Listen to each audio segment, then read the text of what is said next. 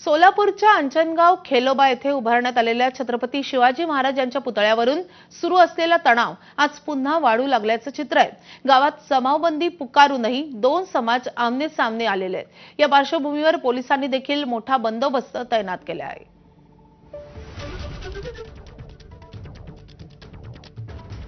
अंजनगाव खेलोबा पुतळा प्रकरणी आता गावात पुन्हा एकदा तणावाची परिस्थिती निर्माण व्हायला लागलेली आहे। गावाला पोलीस छावणीचं स्वरूप प्राप्त झालेलं आहे।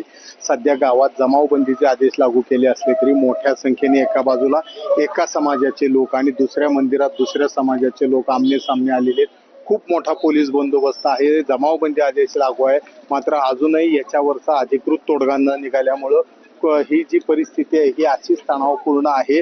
सध्या तरी सर्वत्र शांतता असली तरी मोठ्या संख्येने जमाव दोन्ही बाजूनी जमा झालेले आहेत आणि पोलिसांचाही बंदोबस्त मोठ्या प्रमाणात आहे। मात्र आता वरिष्ठ पोलीस अधिकारी आणि महसूलचे अधिकारी आल्यानंतर शांतता कमिटीची बैठक होण्याची शक्यता आहे। यासाठी माढ्याचे शरद पवार गटाचे आमदार अभिजित पाटील सुद्धा पोहोचणार आहेत इथं आणि याचबरोबर काल ज्यांनी ह्याच्यामध्ये मध्यस्थी केली होती ते पोलीस अधीक्षक अतुल कुलकर्णी आणि इतर महसूल अधिकारी पोहोचतील। मात्र अजूनही इथं न पोहोचल्यामुळं अशा पद्धतीचा तणाव निर्माण झालेला आहे आणि दोन्ही बाजूला दोन जमाव समोरासमोर आहेत आणि मध्ये पोलीस आहेत आणि एका बाजूला हा राष्ट्रीय मार्ग असल्यामुळे वाहतूकही मोठ्या प्रमाणात आहे। मात्र अशा परिस्थितीत आता लवकर तोडगा यातनं निघावा अशीच अपेक्षा गावकरी व्यक्त करीत आहेत।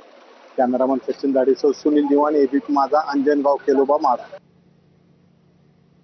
आणखी एक मोठी बातमी येते। शिंदेच्या शिवसेना